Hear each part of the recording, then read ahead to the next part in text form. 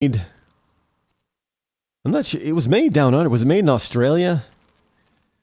Somewhere. I think it was either Australia or New Zealand. I do believe, if memory serves. Or maybe it was Ireland. It was not built in the United States. That's for sure. It was built in another English-speaking country, but it was either Ireland, New Zealand, or Australia. And yeah, there you go. But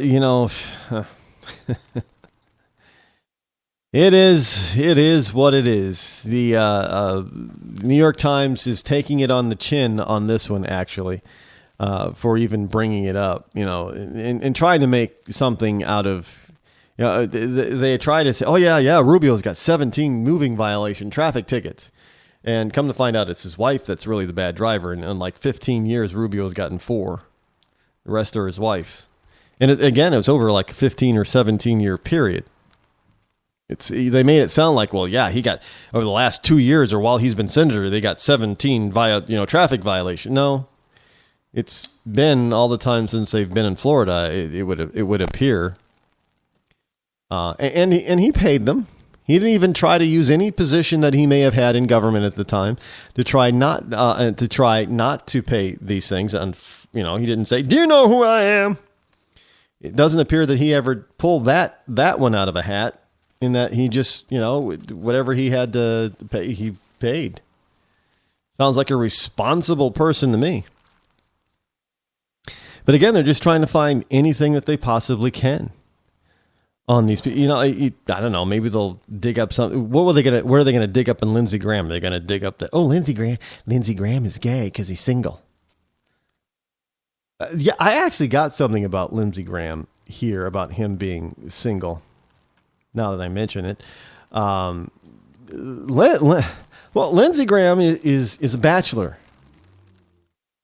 and he's a rather soft-spoken Southern gentleman, with that soft-spoken Southern gentleman type of voice, and I'm sure there are plenty of people that have often thought, well, maybe Lindsey, with that name Lindsey, maybe Lindsey likes boys or something. I don't know.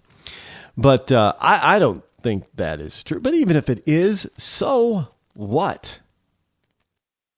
It doesn't change, my view of him at all. He's still a rhino. And I don't want him to be the nominee, and he's not going to be, but here's, excuse me, from the dailymail.co.uk. He said about, because he was asked about, what about First Lady, Lindsey? You're a bachelor. He says, well, I've got lots of friends. We'll have a rotating First Lady. He says, the Republican senator told the Daily Mail Online at a recent campaign event, I've got a sister. She could play that role if necessary. And he added, I've got a lot of friends. We'll have a rotating First Lady list. Only 2 U.S. presidents, by the way, were unmarried when they took office. James Buchanan and Grover Cleveland. Cleveland, however, later married while in office. Graham says that 16 Pennsylvania Avenue would be more open place if he moved in, and he'd play host regularly to his former colleagues. So he'd just be a good old Southern boy. Is he from Atlanta? I'm not sure where exactly he's from, but he just has that good old Southern boy charm. He's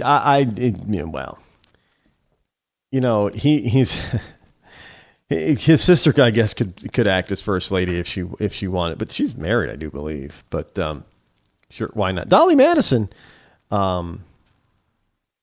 played First Lady for Buchanan, I do believe. Well, he acted, Madison was married, but, she did certain things for that a First Lady would do if he had one. I don't know. Some people might say that, being a bachelor might be a good thing for the president, because then he wouldn't be distracted. But then we've had movies about that, haven't we? I think who's it? Michael Douglas? Didn't he play in a movie where he was a president and he was single and I forget who his love interest was, but at the time, Annette Bening, I think, right? Annette Bening played the lead character opposite him. I don't know. I don't recall the name of the movie, but those are the two people that were in it. And who is Annette? Isn't it Annette Bening? Is she married to or still dating Warren Beatty? Right? Not that I really care. I'm just trying to put all the pieces together here. But in any case, we have Lindsey Graham, who's a bachelor, and he's the only bachelor. I believe he's the only bachelor in the. I don't. Yeah, is Dr. Carson married? I've never. If he is, we've never seen or heard from his wife. That would be interesting. Carly Fiorina, yeah, where's her husband? I don't know.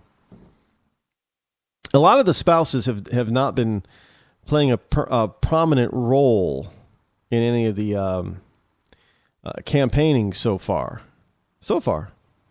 That'll change as things get down to the nitty-gritty. Hey, the number of government regulations. I've often said about regulations that we have too many of them. We have too many laws. We have too many regulations. We have too many rules. And I've said that they've pretty much exploded under Obama, but, page after page after page after page. And Congress needs to do something to rein this stuff in, because this is way out of hand.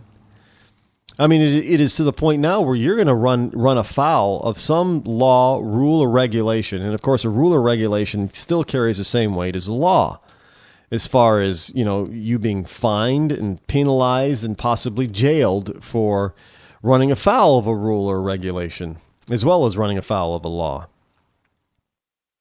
But the number of government regulations has exploded under the Obama administration.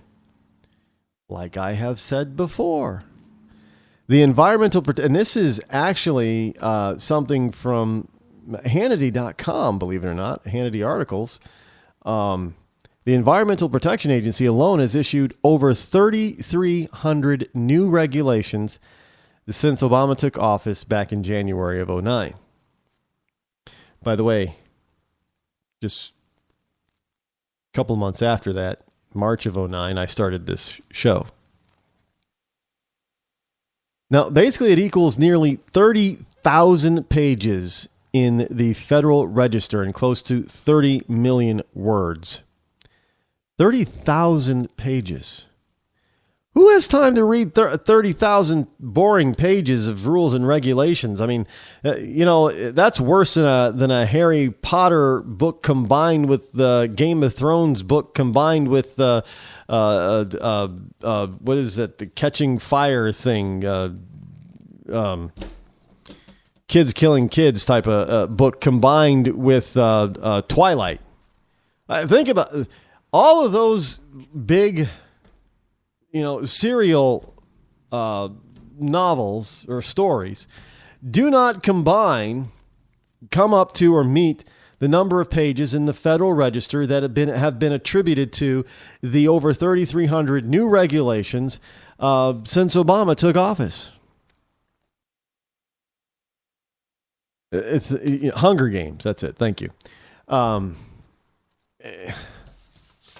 3,300 in 30,000 pages.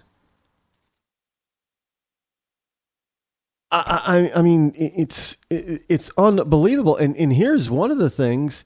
This is from the Washington Times. Obama's EPA is about to target greenhouse gas emissions. Now everybody's saying, well, yeah, they've been talking about that for a long time. But here's the deal. It goes beyond targeting your car, targeting your truck, targeting the tractor trailer semis out there.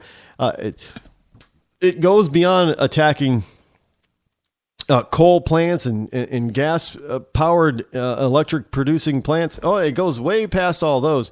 And it is now going to target specifically greenhouse gas emissions from jet aircraft. I kid you not.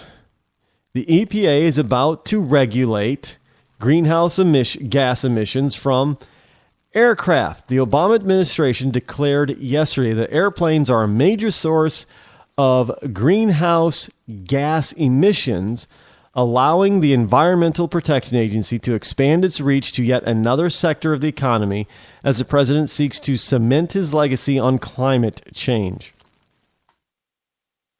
In the historic announcement, the EPA said it will limit emissions from all commercial aircraft and could release specific standards as soon as next year. The move, which drew immediate criticism from Republicans on Capitol Hill, who say the restrictions will drive up airline tickets, comes as the EPA also cracks down on carbon emissions from power plants and institutes other controversial climate change measures that will be felt across the economy. It's going to cost us all mucho grande money. Moolah. It's going to cost a lot. We're going to feel it in our pocketbooks, folks, in addressing it, and again, over something that doesn't exist. You know, man-made climate change does not exist. Yet it's something that we have to try to deal with on a regular basis, and it doesn't exist. No, in addressing climate change by targeting airplanes, President Obama is imposing new regulations on an industry that has clearly demonstrated it can cut emissions on its own without new government mandates. And, you know, they have a huge incentive to cut their own emissions. And I say this simply because it means if they can cut their emissions, they are actually doing what? Cutting their fuel consumption. And jet fuel for an airline company is a huge, huge expense.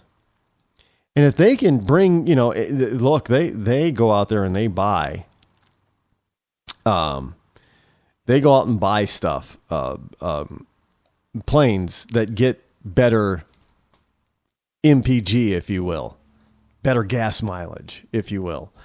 They don't want to have airplanes that that gobble up fuel. It costs them money.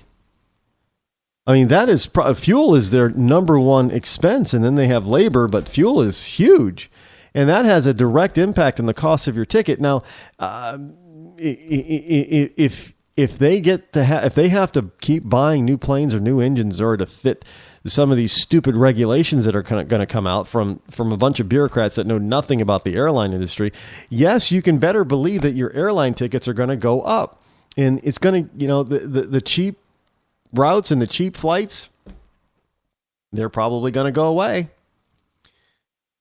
It's going to hurt the airline industry. Well, that's probably what Obama is trying to do. If you're going to fly into this country, you're going to have certain, certain gas mileage, if you will. And it's amazing that people will, look, I told you that this guy was going to double down on his radicalism. And all you got to do, you better buckle in, because this is just the beginning. This is not the end of this stuff.